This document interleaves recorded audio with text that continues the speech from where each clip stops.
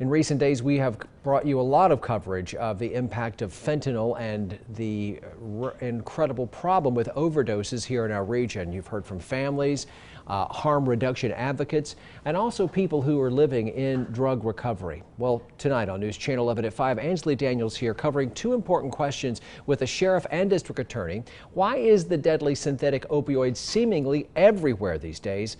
And what can be done about it? Ansley?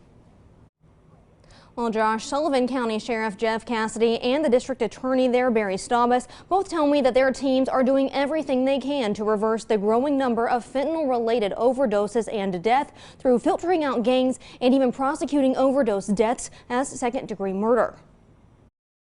Fentanyl is infiltrating drugs across the region. 98% of our submissions to the Tennessee Bureau of Investigation are coming positive for fentanyl. The lethal narcotic is being found in pressed pills, meth, even cocaine. You could get a set of pills from one day and survive, and the next day the fentanyl amount could be a lot larger and it could be fatal. Nobody knows what's in them. Sullivan County Sheriff and top prosecutor say much of it's coming from gangs out of big cities like Atlanta, Detroit, and New York. Big city operators come to smaller towns because it's based on earnings, making money, and they come to these smaller markets and flood the markets. Because those markets are full, then they create a new market and make more money. The wide range and deep routes make the trafficking cases harder to prosecute. You can work a case for 2 or 3 years to finally come up with some individuals to indict or arrest, or it can even prolong even further than that. To try and gain justice, overdose deaths are investigated as homicides. We come out there, take all the evidence.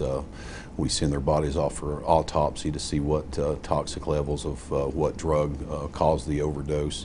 We'll get their phones, dump their phones, see what kind of information we can gather from that. Both Cassidy and Staubus say it's hard to prove. If we can prove that that individual distributed or sold that fentanyl that caused what related to the death of an individual, we can charge them with second-degree murder. Authorities have some wins, locking up traffickers and scoring homicide sentences, but say the tide is still against them. It's just amazing, just the drug transactions that's taking place just in parking lots and grocery stores and stuff like that. You can see it every day. On one particular night in Kingsport, they had 3 fatal overdoses and one night.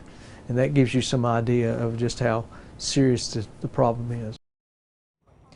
Sullivan County's annual overdose death numbers began spiking in 2020 and shot up to 59 last year. That's more than double their average from 2016 through 2019.